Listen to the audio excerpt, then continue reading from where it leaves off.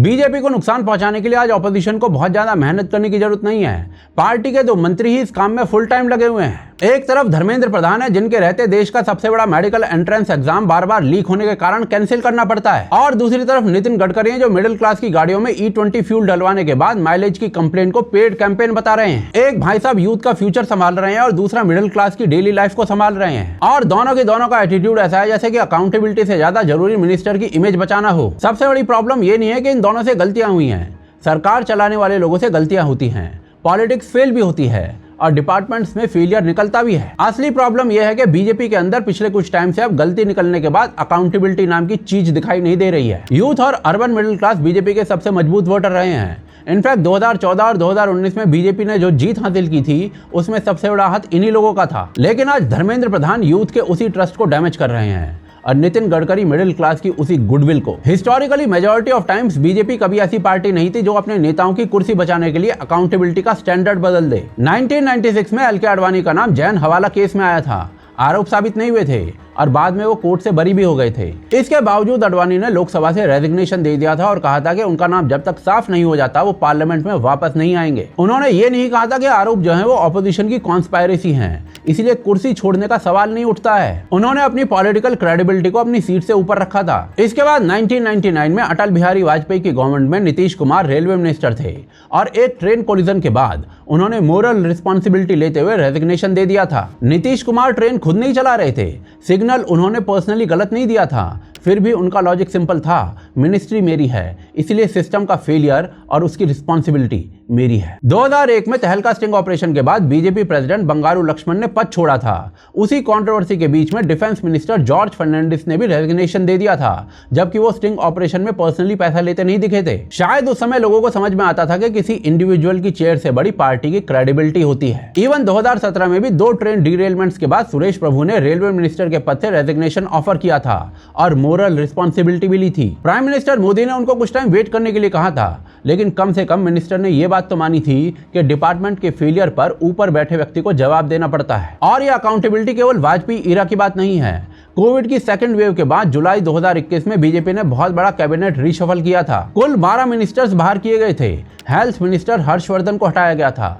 Education minister Ramesh Pokhriyal Nishank को भी cabinet से बाहर किया गया था। रविशंकर प्रसाद और प्रकाश जावड़ेकर जैसे बड़े नामों को भी एवरेज परफॉर्मेंस की वजह से जाना पड़ा था। मतलब बीजेपी के अंदर मिनिस्टर्स को बदलना कभी भी इम्पॉसिबल नहीं था। जरूरत पड़ने पर टॉप लीडरशिप ने बड़े चेहरों को हटाया है और कोर्स करेक्शन भी किया है। लेकिन फिर आज धर्मेंद्र प्रधान और नितिन गडकरी के मामले में रेजिग्नेशन या फिर पोर्टफोलियो चेंज की बात करना एंटी बीजेपी कैसे हो गया, जबकि रेजिग्नेशन का स्टैंडर्ड खुद बीजेपी और एनडीए के बड़े बड़े नेताओं ने सेट किया था पहले। प्रधानमंत्री मोदी खुद पेपर लीक को घोर पाप बता रहे हैं और आरोपियों पर स्ट्रिक्ट एक्शन की बात कर रहे हैं। धर्मेंद्र प्रधान ने खुद पेपर लीक नहीं किया, ये बात ऑब्वियस है, लेकिन नीतीश कुमार ने भी ट्रेन का सिग्नल खुद नहीं बदला था, या फिर सुरेश प्रभु ने भी ट्रेन को खुद डीरेल नहीं किया था। इसके अलावा आडवाणी के खिलाफ भी आरोप बाद में टिक नहीं पाए थे। मोरल रिस्पॉन्सिबिलिटी का मतलब ये नहीं होता कि मिनिस्टर पर्सनली क्राइम में इन्वॉल्व रहा है। इसका मतलब ये होता है कि जिस सिस्टम की कमांड आपके पास है उसके बड़े फेलियर पर आप नीचे के लोगों को सस्पेंड करते हुए अपने आप को बचा नहीं सकते। पिछले 10 सालों में 100 से ज्यादा छोटे बड़े पेपर लीक हो चुके हैं। तो भाई जिस मिनिस्टर के अंडर लाखों स्टूडेंट्स के फ्यूचर के साथ इतना बड़ा मेस हुआ है, उसकी चेयर पर कोई असर नहीं पड़ेगा, तो भाई अकाउंटेबिलिटी सेट कैसे होगी? और इसलिए स्टूडेंट्स का गुस्सा केवल पेपर लीक को लेकर नहीं है। उन्हें लग रहा है कि सिस्टम फेल होने के बाद भी टॉप लेवल पर किसी को कोई पॉलिटिकल कॉस्ट नहीं चुकानी पड़ रही है। नीट का एग्जाम उनके लिए कोई नॉर्मल एग्जामिनेशन नहीं है। इसके पीछे कई साल की प्रिपरेशन, कोचिंग की फीस, घर से दूर रहने का खर्च और पेरेंट्स की सेविंग्स जुड़ी होती हैं। पेपर लीक होने के बाद स्टूडेंट्स को केवल नई एग्जाम की डेट नहीं मिलती है, उनका पूरा कॉन्फिडेंस टूट जाता है और उनके मन में ये डर बैठ जाता है कि अगली बार फिर ऐसा ही हो जाएगा। और इसीलिए धर्मेंद्र प्रधान का रेजिग्नेशन लेना है या फिर किसी और तरीके से अकाउंटेबिलिटी को फिक्स करना है, ये बीजेपी की लीडरशिप का फैसला है, लेकिन कुछ तो विजिबल एक्शन लेना होगा। जब इतने बड़े फेलियर के बाद भी ऊपर से कुछ नहीं बदलता तो मैसेज जाता है कि सरकार को स्टूडेंट के ट्रस्ट से ज्यादा मिनिस्टर की कुर्सी की चिंता है। नितिन गडकरी के अंडर हाईवेज और हाई स्पीड कॉरिडोर तेजी से बढ़े हैं। ऑपरेशनल हाई स्पीड कॉरिडोर्स 2014 में 93 किलोमीटर से बढ़कर 2025 में 3052 किलोमीटर हुए हैं। 4 लेन और बड़े नेशनल हाईवेज भी 18,371 किलोमीटर से बढ़कर 43,512 किलोमीटर हुए हैं। और इसी काम की वजह से गडकरी की पॉपुलैरिटी बीजेपी से बाहर भी थी।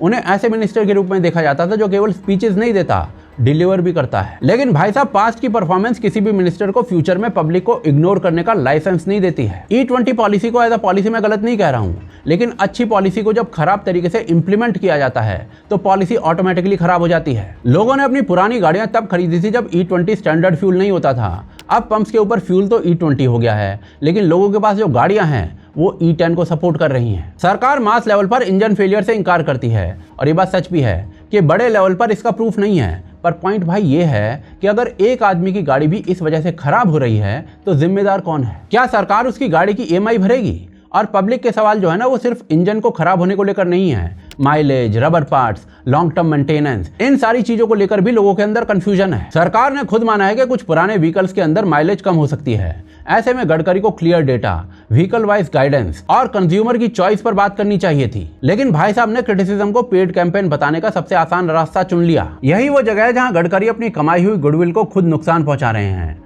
हर व्यक्ति जो E20 पर सवाल कर रहा है ऑपोजिशन का आदमी नहीं है। आपके अपने वोटर साहब से सवाल पूछ रहे हैं। लेकिन आज की डेट में शायद बीजेपी की सबसे बड़ी गलत सोच ये है कि उसका कोर वोटर कहीं नहीं जाएगा। हिंदू वोटर जो है वो ऑपोजिशन को उनके एंटी हिंदू और एंटी इंडिया स्टांस के कारण पसंद नहीं करता है। मिडिल क्लास भी ऑपोजिशन पार्टीज पर उनके ढकोसले वादों के कारण भरोसा नहीं करता है। इवन यूथ तक को ऑपोजिशन के अंदर कोई खास ऑल्टरनेटिव दिखाई नहीं देता है, और इसीलिए बीजेपी को लगता है कि आखिर वोटर नाराज होकर भी वोट तो बीजेपी को ही देगा। और अफसोस वो काफी हद तक सही भी है। लेकिन वोटर के पास केवल पार्टी बदलने का ऑप्शन नहीं होता है, वो घर भी बैठ सकता है, कैंपेन से दूर भी रह सकता है, पार्टी को डिफेंड करना बंद कर सकता है, बूथ पर जाने की एक्साइटमेंट उसकी खत्म हो सकती है। 2024 में बीजेपी 303 सीटों से गिरकर 240 पर आ गई थी और सिंगल पार्टी मेजोरिटी खूब बैठी थी। एंड अगर बीजेपी धर्मेंद्र प्रधान जैसे निठल्ले मंत्रियों के कर्मों पर ऐसे ही पानी डालती रही विदाउट अकाउंटेबिलिटी तो 240 का 140 होने में ज्यादा देर नहीं लगती, क्योंकि लोगों को उसके लिए आपके खिलाफ कैंपेन करने की जरूरत नहीं है। उन्हें बस घर में बैठना है और इतना काफी है आपकी बत्ती बनाने के लिए।